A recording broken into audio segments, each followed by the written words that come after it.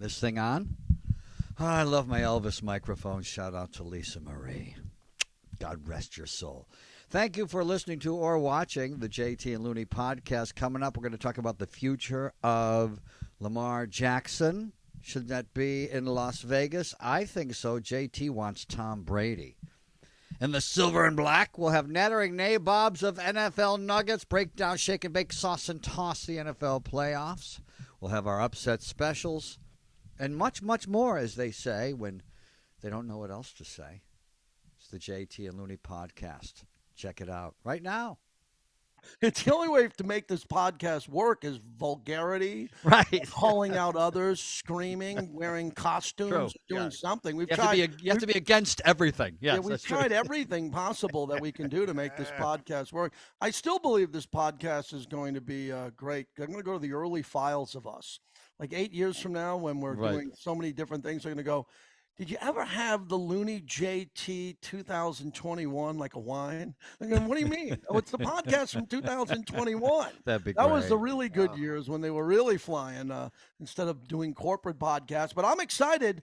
Welcome to the JT and Looney podcast. I've accomplished something no one has accomplished in the world of podcasts. Ooh, what is that? I was on the radio live when Tom Brady threw his final pass in Tampa Bay. Oh, I was the first on any platform in America, other than I think Kevin Kugler, who called the game on Westwood One. He's good.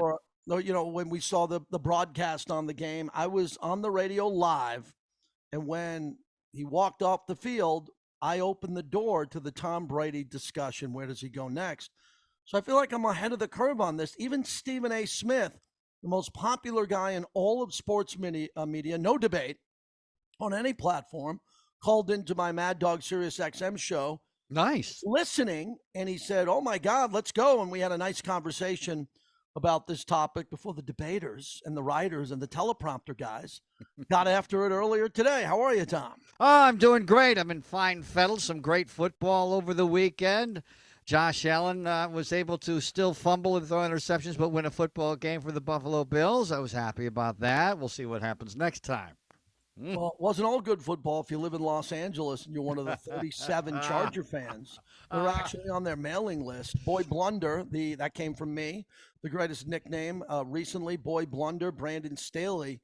They actually threw a descendant of Vince Lombardi out the door for the Chargers and fired the offensive coordinator and kept Brandon Staley, and that is shocking to me, knowing how cheap the Spanos are. Yeah. Obviously, they want to give Staley, it looks like, one more chance. And if there was ever a coach who deserved to be fired, ever, it's Brandon Staley. He should buy a lottery ticket or that Mega Millions that we have to drive to the border of Arizona and Vegas. See, in Vegas, they let us go to strip bars 24/7. You can gamble, lose your entire life on blackjack and video poker. But you can't buy a Mega. No, we can't buy a lottery ticket, so we have to drive to a gas and sip in Arizona. There's a line around the gas and sip where everybody has to buy their lottery ticket. And, you know, my philosophy about lottery tickets is people should not waste their money on lottery tickets. Take that money, put it into something else. However, I buy lottery tickets because I live life as though it's rigged in my favor. The odds do not apply to me,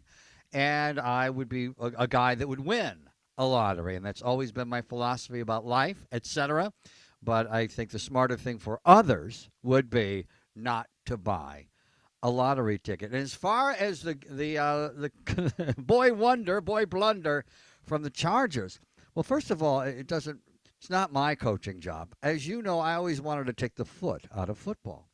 I don't like punts. I don't like field goals, and I love that he coaches it like it's a Pop Warner game. It's like watching, I think I said this last week, Marine Midland play Elm Chevrolet. It is terrific because he's going for it on fourth down on his own 29-yard line in games that are really important. And it's like not fourth and inches, 4th and 5. And I love the gambling aspect to it. I don't have a dog in the fight because I'm not a Charger fan. I kind of get happy when they lose. It's not my coaching job. And he's doing something, JT, that I think other coaches may end up doing. He's saying, well, I'm getting paid millions of dollars for this coaching job, and I love coaching so much. I don't have to coach. This is my guess. I don't have to coach in the NFL. If I get fired and have to go coach at Boise State, I'll be happy in Boise. And I think that's the way he seems to be gambling with his job and with his owner's billion-dollar franchise. He's awful. He's one of the worst coaches I've ever seen. I think he's good in the film room. I think he's good, in practice. He's probably good. But when you're up 27 to nothing to Jacksonville, you're not talking about being up 27 to nothing on the 92 Cowboys or the 85 Right. Bears. You're up against the Jacksonville Jaguars.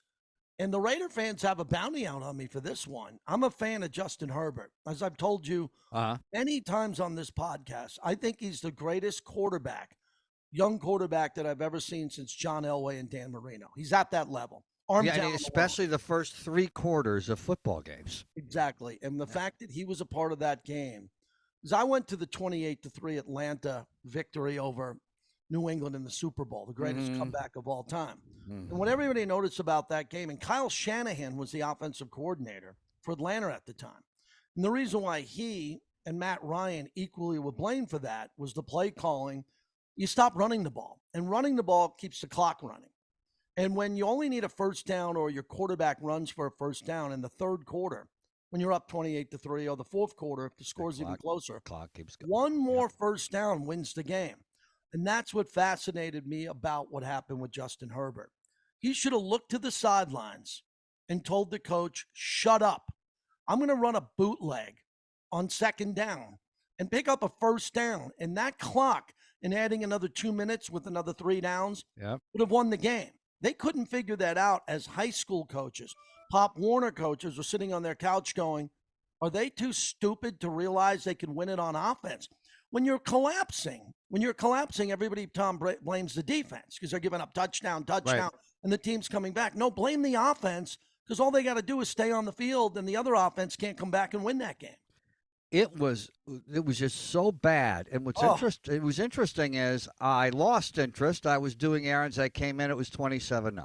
I thought, oh, jeez. As I picked the Jacksonville Jaguars on our podcast, and of course, I was cheering for myself to be right, which you often do that. Pause right here. He's never once done this ever, because I do the radio show here, and he's barking. The pool guy's here.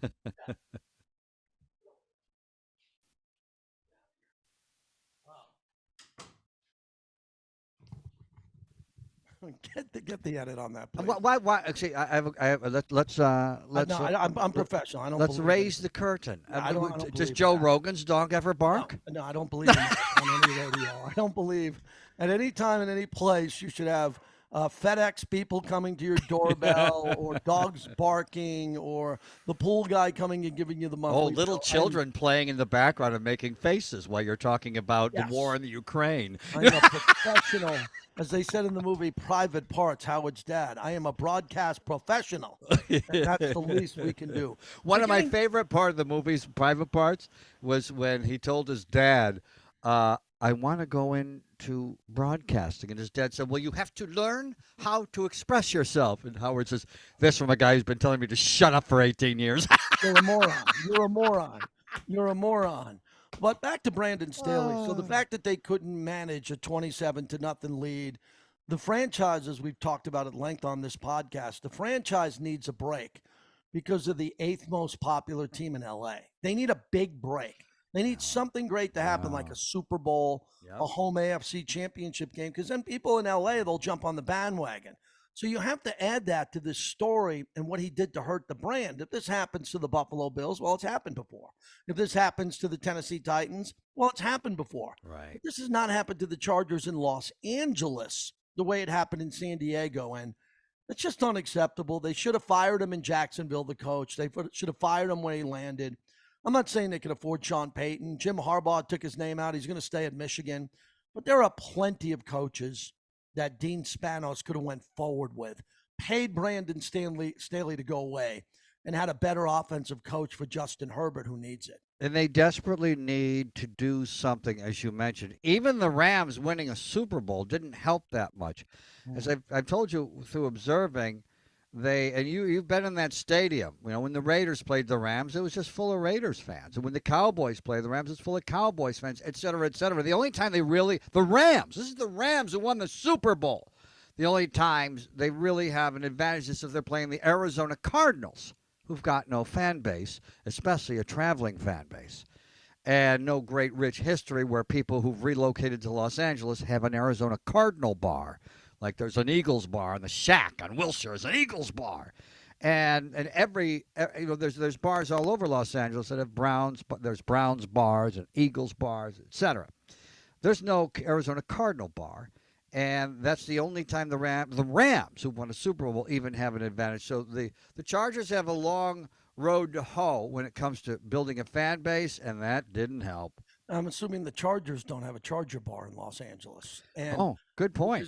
it's incredible, but that was blown on every single level you could blow a game.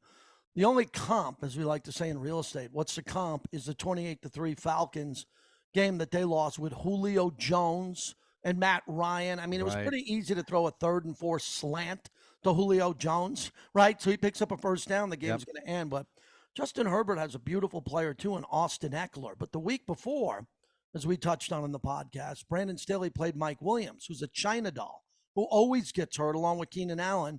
Mike Williams had a fracture in his back. You think Mike Williams being on the field up 27-0 wouldn't have iced that game? He would have iced that game.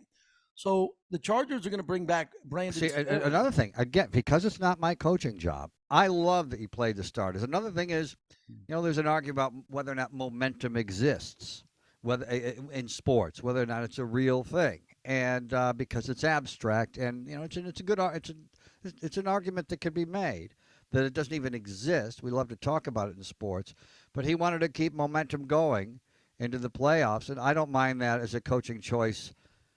Either when it comes to fans getting to see players play. There might have been some kid in the stadium that was his favorite player, and it was the only time he's ever going to be in the stadium. So there's an argument. We're the same ones who get in front of these microphones and scream and holler when people don't play, and now you're screaming and hollering that someone shouldn't have played. Let's get to Tom Brady and what happened with Brady. And Okay. I'm fascinated on this topic too, because it looks like Brady, by all accounts, even on his post-game press conference, had a cryptic goodbye. He thanked the regulars, the media there locally that treated him well. So he said goodbye as the Cowboys beat him 31-14. It was the 3rd time Brady in his career has lost a wild card round. He's won 35 playoff games, and he's got 7 Super Bowls. So there's no debate he's the greatest football player, quarterback of all time. But he loses the game, and in the game he throws for 351, 2 touchdowns and an interception. But he threw the ball 66 times. Everybody knew that he didn't play his best game. Conversely, Dak Prescott combined for 5 touchdowns, and it was the Cowboys' first road playoff win since 1992. This century. When Troy Aikman won in San Francisco. So that's how long it's been. So here's what I want to ask everybody on the JT and Looney podcast. Do you remember the last round of golf that Jack Nicklaus ever played and where it was? No. You have no idea. No. Do you remember the last game that Michael Jordan ever played with the Wizards? Was it home or was it on the road?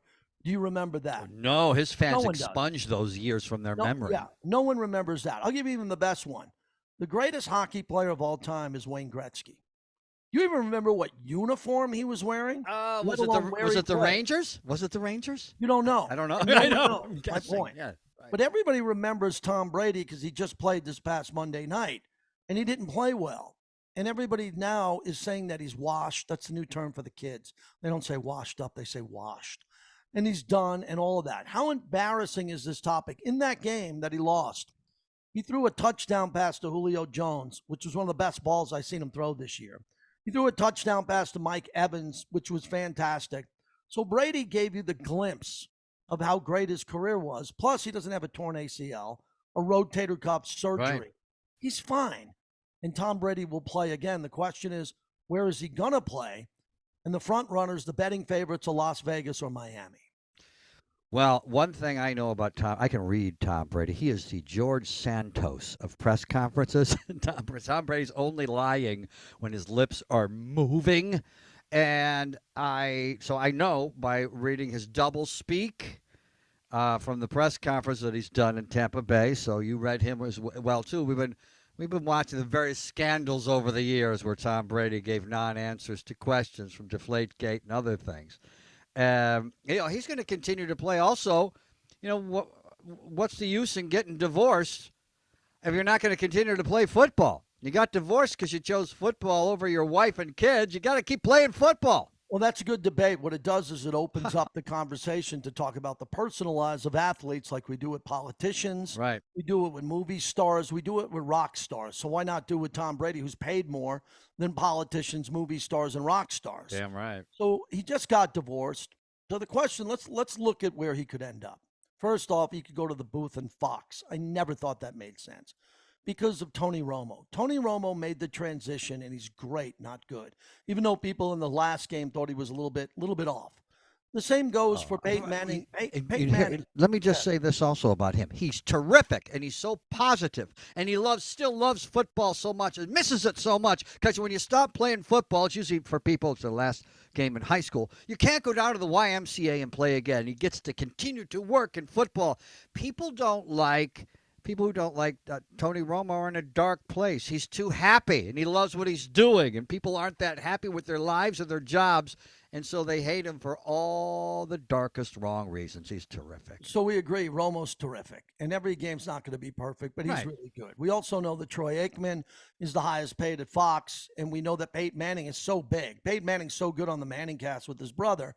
Manning could have any of these jobs, but he knows that he's got other big platforms. He doesn't want to commit to traveling and doing every game. So that leads us to Tom Brady on that Fox deal, which I think is hocus pocus. Fox might have wanted to pay him and to park him for the future. We don't know if Tom's going to be good at that. He's probably Right. not going to be anywhere near as good as Tony Remember Romo. Joe Montana on NBC? Bill Walsh. No, you don't. The late It's like Bill trying to Walsh. remember Wayne Gretzky's last uniform, trying to remember Joe Montana's last broadcasting gig. Huh. So let's go to Vegas, where I'm based for this podcast in Vegas. Vegas is the betting favorite because he has a relationship with Josh McDaniels. Josh McDaniels won 6 Super Bowls with Brady, all 6 in in New England. Brady knows his playbook better than anybody, and Josh McDaniels just got rid of Derek Carr. Okay, so Right. there's an opening there. And the fact that the Raiders missed the playoffs, they really need to make the playoffs. And Brady always makes the playoffs. So it's a safe bet he goes there. Plus Darren Waller, Hunter Renfrow, Josh Jacobs led the league in rushing, number 1. And Devontae Adams, I think, is the best receiver there. Cher goes to Vegas. Everybody, Elvis goes to Vegas. Brady goes to Vegas. Yeah, I think the right place to be at some stage of your life is Vegas because I know there's a famous broadcaster who always makes this tweet about him. He says, and it's all about him. It drives you crazy. Drives you crazy. I'll leave that guy's name off the podcast. All right. Do you mind if I make this about me? Oh, sure. Go The biggest Go ahead. relaunch of my life, was coming to Vegas. I Right. was a It was. stockbroker at Merrill Lynch. I won the smack off on the Jim Rome show. I had a 6-figure income. We could talk about it back in the day in the 90s, 6-figure income in my 20s. And I left it all to move out and be an overnight radio host in Las Vegas. Second chapter of my life, I wouldn't have met my wife. My kids wouldn't be here. At least these kids wouldn't be here from this wife. And I would have stayed the rest of my life either in San Diego or went back to New York. And Vegas relaunched my life. Not that Brady and Aaron Rodgers need a relaunch, but it's just a great place to come. It's the entertainment capital of the world. Give it a shot. Both Brady and Aaron Rodgers are only going to play for a year or two. They're going to set up roots here and play for 6 more years. They love golfing here. They love the restaurants, the nightlife, the no state taxes. I think it's a great fit. I think Lamar Jackson's a better fit. I know this is about Tom Brady and it's about the teams that played over the weekend, although the Ravens did, but Lamar Jackson didn't, damn it. I think Baltimore's the perfect team for him, the perfect city for him. I think they set the perfect coach for him, a well-coached team that's always there in the thick of it. But I just think that I love the Raiders and I love Lamar Jackson. I'd much rather see him in a Raider uniform. What do you think about Lamar? Lamar would be a good fit too because of his age. The 26 Yes. years old with an MVP Right. under his belt. And he's winning 70% of his games. Last I checked, the Raiders weren't, so he can bring that percentage up. Yeah, what happens is when you have to trade for someone, when you have to go, like Baltimore, what I find fascinating on this topic is if Baltimore franchise tags Lamar Which they will. Jackson, I think his mom's going to be really pissed. And I would think he would hold out. I would say Lamar Jackson's already starting to crack around the edges in Baltimore because I thought he could have played that game injured because he's been out for 5 weeks. Yeah, You're hurt, but there's been plenty of quarterbacks who have played at 60%. Well, right. there's a famous picture I have in my studio of Y.A. Tittle for the Giants on his knees with blood coming down his face. Great picture. Playing Yes. football. and other guys playing and getting knocked down and coming back in. Brett Favre, the best And example. and I've always said this too. His completion percentage is really high, even compared to all the all-time greats, all the Hall of Famers. It's really up there. To go out there and prove, I can throw the ball. All you do is talk about my running, probably because I'm black, but I can throw the ball. And I think bad knees or not, he could have a great career just throwing the ball. It would have been a perfect opportunity for him to prove that. Yeah, and when it comes down to is when we see a chink in the armor, as they say, we Mm-hmm. see that happening. I'm beginning to see the fraying of Lamar Jackson in Baltimore. Steve Bisciotti, the owner, John Harbaugh. You see how quick John Harbaugh was with Melissa Stark? Yeah, And yeah. look, when guys are short with sideline reporters, I don't look at gender and say, oh my God, look at that. They're in the middle of a game. Oh, You're yeah. asking John Calipari or John Harbaugh, you're asking someone to stop and talk. But I just think They hate it. Yeah. John Harbaugh is such a good coach. Do you know how pissed off he was that he had to go into that game without Lamar Jackson? Oh, I go yeah. back to Brett Favre. If Brett Favre had that same injury, which he has, he's had the same bruised knee, the severity of that didn't tore his Everybody ACL we that week. watched over all these years, everybody we Everybody we watched watched would have growing played in up, that no game. matter how much money they were making. No, I they didn't know. make any money. And the Right. old guys, But I'm talking about the guys that weren't or the guys that are. We watched them, Y.A. Tittle sit and cry in the end zone, and you watch, Kobe Bryant as well. No matter how we say that all they care about is the money, but we also watch them weep when they and play injured. And that bothers me about Lamar Jackson because he's my favorite Well, let footballer. me give you another example of a guy who would have played in that game. Same injury, same condition. Guy by the name of Johnny Unitas, who played for the Baltimore Colts. Would Yeah, Johnny right. Unitas have played that game? Dan Yeah, Fouts would have matter of played that fact, game. and Lamar Jackson had a chance to eclipse Johnny Unitas as the greatest hero in the history of Baltimore, and he looks more like Baltimore. And I can't believe he's not taking advantage of that and being he that's the perfect city for him to be a football hero and to play forever. And I don't know what his problem is. It's And a you very good brand. It's a very good team, ah a tough team. Like, how does every defensive player want to leave and go play there? Roquan Smith just right. got there. The best player in the league at linebacker, arguably. Calais Campbell. What a player he was. He ends Yeah, up the in Baltimore. problem is though. Problem is wide receivers don't want to go play there because then they're going to have to block for Lamar Jackson. And it's good that we are cleaning up this podcast because Aaron Rodgers talked to Pat McAfee. Pat McAfee gets a lot of big interviews. He gets Yeah, Aaron Rodgers. They're very comfortable together. So as we recorded this podcast, McAfee had him on, and Aaron was very aloof again, needs time. So I'm looking at ESPN as the Philadelphia 76ers are playing the Clippers, and I see the scroll because on the radio and live, and I see the scroll. It says the lead. That's the number one story. I go, ooh, maybe there's breaking news. I got to do my job. What is this? And the lead said Aaron Rodgers mulling. They used the word mulling over his future in Green Bay. And I said, I got to be careful because he might be a Raider. He might go back right. to the podcast. Aaron Rodgers mulling over what? He's owed more than $50 million. He's under contract. He's under contract. So mulling over what? He'd be mulling over retiring or playing for the Green Bay Packers. He's not in charge. How many times do I got to bring this up? The owner of the team is in charge of the finances, sometimes the stadium, the real estate, and all the contracts. Aaron Rodgers is not. He doesn't own the team. He plays for the team. And I see on the lead, on the scroll, he's mulling over his decision coming up here. What is he thinking about, Tom? Well, it's He's gonna walk strange. away from 50 million? Well, he certainly doesn't have much clout because he's not much of a winner. Jake, No. a guy named Purdy, who was the last guy chosen in the NFL draft, is playing in the playoffs, and he's not. And there's other rookies playing in the playoff, and he's not. He couldn't get his team into the playoffs. He should shut up, Yeah, but shut up and throw the ball, shut up and dribble. he did say that he thinks in the right situation he can win his fifth MVP.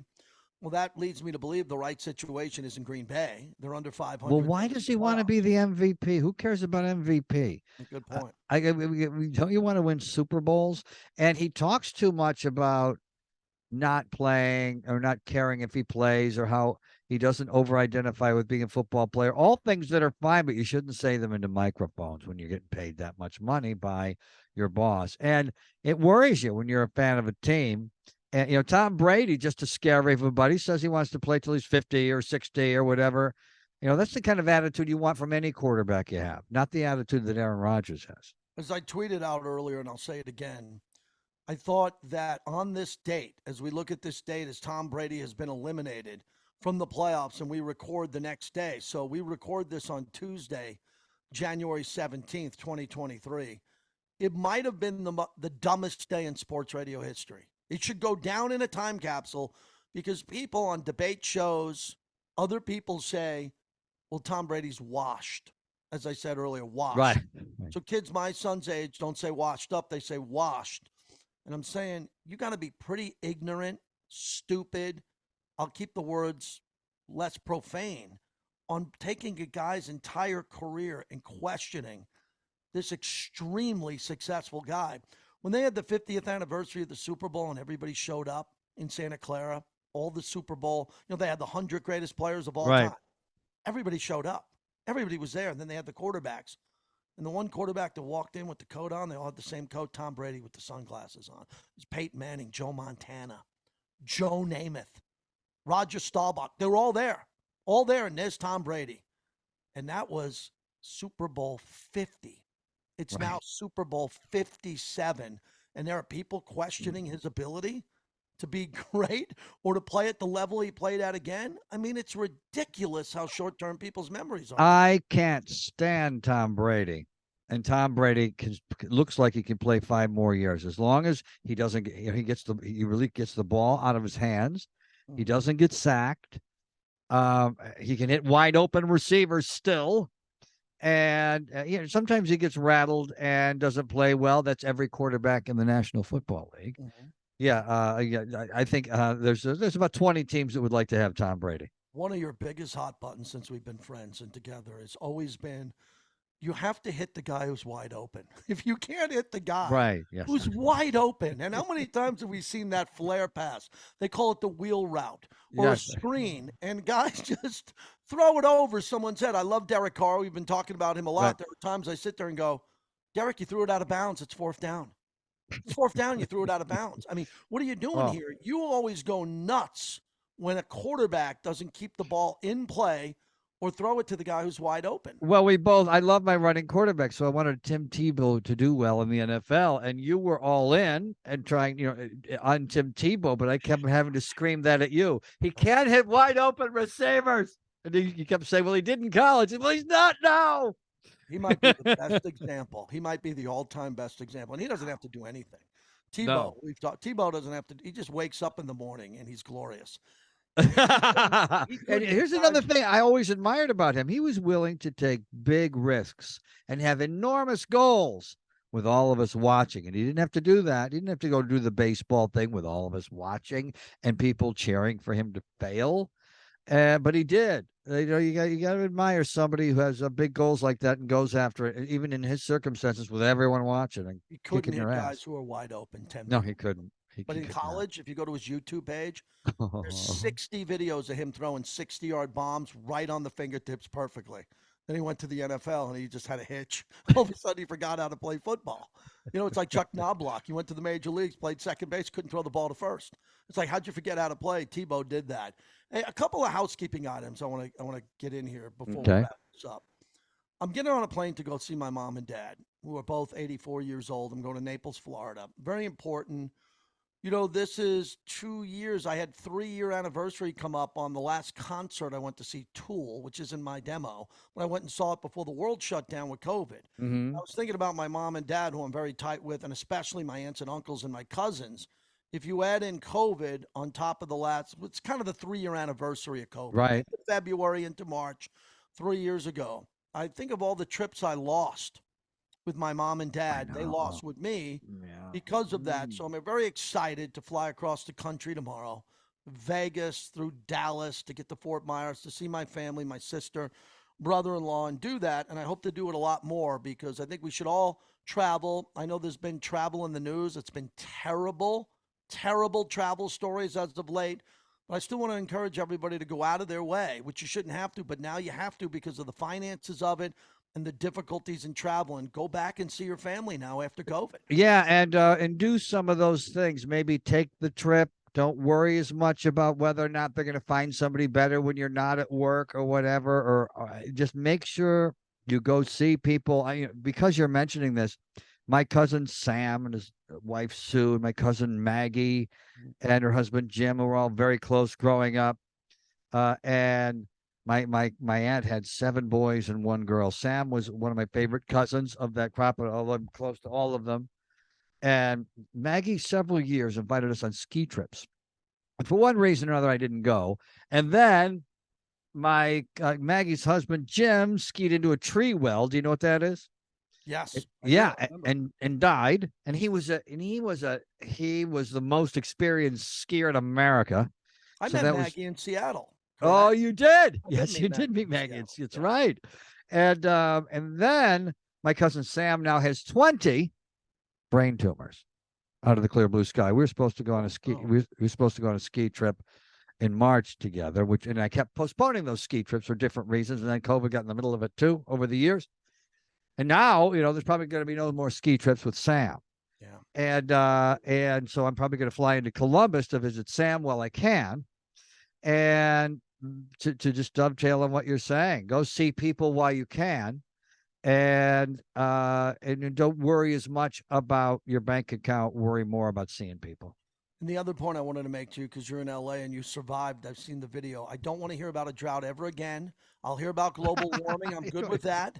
That we have the Serengeti, we have areas in Africa that are bone dry. Right. I don't want to get into climate change. I'm not educated enough on it. How refreshing is that? I'm not a scientist. Right. So I don't want to get into that. But I never want to hear about a drought in LA again. I heard about the snowpacks, never been better. The reservoirs are full. Okay. In But Los now- Angeles, you're a news True. guy. It rained like Noah's Ark I for know. 3 weeks. I don't want to hear about any drought conditions in Los Angeles. I want Well- that off the table. That is not a topic for this. Don't mix up weather with climate. You're just judging weather. That's weather, not climate. Nevertheless, it's like saying a snowstorm and say there's no global warming. That's weather.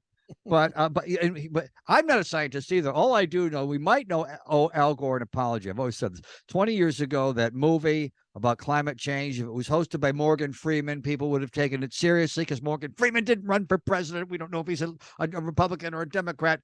And by 50% of America wasn't, I didn't vote for Al Gore. I don't like him. So people didn't go see it and didn't believe it because a politician was hosting it. And so, but everything he predicted in that movie is happening. So I wish Morgan Freeman predicted that, and he hosted that movie. Maybe would have taken it more seriously. And the last thing I want to get into here also, as we look at all these issues, I don't mind people putting documents anywhere in their bedroom. I'm a guy. If you ask, my wife's in charge of all the That's documents. funny. My Yes. dad does my taxes. I'm very tough to do taxes with. I just say everything's on one card. Everything's on a card. It's all there on the card. So go look at it and do that. And the documents come back, and my wife files it here. We have documents in our garage. They're not classified. They're important to us. There are classified documents. But I don't get all worked up if a Republican or a Democrat boxes up things and someone accidentally takes some documents or some private conversations with a North Korean dictator or times where they were the vice president and something. I don't mind that. I'm not afraid of documents bringing down America, as America is now all worked up on documents. Well, what's funny is a friend of mine who hates Trump, always texting me about it, obsessing and everything. And then all this happened with Joe Biden. There's lots of differences as well, but we don't want to get into that. And she texted me and said, well, I guess presidents do take shit home. Because that was one of Trump's many excuses was, presidents and extra take shit home. And and put it in the garage near the Corvette. Boy, did I have fun with that in the news. Oh, that was good, man. And this podcast getting a lot of downloads because I gave one upset special last week. I gave you the Big Blue Wrecking Crew. Right, you did. You yelled at the end of it, wrong, right at the end of it, because I saved that. I played that on the air. Would you like? Oh, you did? That's funny. Yeah, would you like to know my upset special? Yes, absolutely. So I look at the divisional playoffs. We're coming off Super Wild Card weekend. So Jacksonville had the greatest comeback in the history of Jacksonville, third all time. I think they're happy to be there. That's a classic example. They beat the Titans, which was a playoff game. Whoever lost that game. So they won another playoff game at home. They beat the Chargers, as we talked about. So I don't think they're going to have anything left. Arrowhead is a monster. So I think that Kansas City will win and cover. The Giants, I'm surprised anytime Kansas City loses a football game, and I don't think they're going to lose this one. Andy Reid, I think in his 24-year coaching career, if my memory serves me correctly, and I have almost total instant recall, I think he's 28-5 coming off the bye. I will be rooting for the Giants more than any other team. I just gave you the upset special last week on that. Philadelphia is just much more physical. They're at home. They're rested. Oh, are you worried that Eagles have a better offense and a better defense and a better quarterback? I just think the Eagles are tougher. They're more Yeah. physical than the Giants. I'm not. Daniel Jones is playing well now, so I think Daniel He Jones looked great. can play good. But the level of intensity that we're going to see. Eagles have been great all year, They have been, right out of the starting gate. There's a little bit of a problem there. Jalen Hurts is not playing great. He's coming off an injury, and he hasn't played a lot. Here's a news flash. If you hurt your shoulder playing, football's all fucking shoulders. You're right about that. Every play is shoulder, shoulder, shoulder. That's all you do is use your shoulders in football. So that's why they have giant pads on their shoulders. So that is a problem. I like Philadelphia to win. I like the Giants to cover the number at 7.5. Buffalo, Cincinnati is one of the great games you could have in the division. Oh, it's going to be so emotional. Hamlin's like going to be AFC there. Championship game. Hamlin will be there. I like Buffalo to win. I think that Buffalo is the better team. I think that Buffalo is built to win this game. It was my. Are you worried about Josh Allen being a turnover machine? Yeah, I am. I actually am. Jesus. I think he has been a turnover machine, so I'm a little bit concerned about that game. But I think Buffalo also, because they've been playing so sloppy, I'm going to pick Buffalo to win that game. And I think that Buffalo will not cover the spread. That's more out of me having respect for Cincinnati and the way they're playing. They're playing great, and Burrows has fewer turnovers. He's been better in the fourth quarter, so that's what worries me about the game. I have to pick Buffalo, as you know. What's the spread? The Buffalo Bills are now -5. You could be playing at 5 to 5.5. It's a big Bills number. win and they don't cover. They'll win 28-24. I think that'll be interesting here. And as I look into the cameras last week, this is my upset special. The Dallas Cowboys, America's team. Wow. That's 5 touchdowns, 5 for Dak Prescott, 4 in the air, 1 on the ground, slow start. The Dallas train is humming. They have ball hawks in the secondary. They got a two-headed monster on the ground, a running attack, Pollard and Zeke. They're tough up front. They're tough on both sides of the ball. Niners are probably even tougher. The Niners front 7, Warner at linebacker is incredible. The Niners offensive line up front is a beast. They have Nick Bosa, who will be the defensive player of the year. But Dak got the gorilla off of his back. It was a giant King Kong gorilla. First time they've won a road game since Troy Aikman in 1992 as they were on that Super Bowl run. Dallas, Dak Prescott over Brock Purdy. Finally, Purdy plays a little bit shaky. Dak with momentum. Cowboys in this game are getting 4. I have Cowboys on the money line outright. 24-23. Yes, the kicker, who missed 4 extra points, makes 1 more extra point to win this game. Dallas is my upset special in Santa Clara. Wrong! Purdy is going to be the chicken soup for this whole story in the National Football League. Only 4 rookie quarterbacks ever have made it to the conference final. If my memory serves me correctly, Sean King, Ben Roethlisberger, Joe Flacco, Mark Sanchez. At this point in his career, compared to them and their career, he's got, I think, 35 starts in college. He was ready to go. Just like, remember the Hillary commercials, ready from day one? Purdy's been ready from day one. When he got Mr. Irrelevant is going to be quite possibly a Super Bowl quarterback, maybe a Super Bowl winning quarterback, and the 49ers win 34-30. Ooh, I like that over the total. Thanks for listening to the JT and Looney podcast. Subscribe and share with your friends.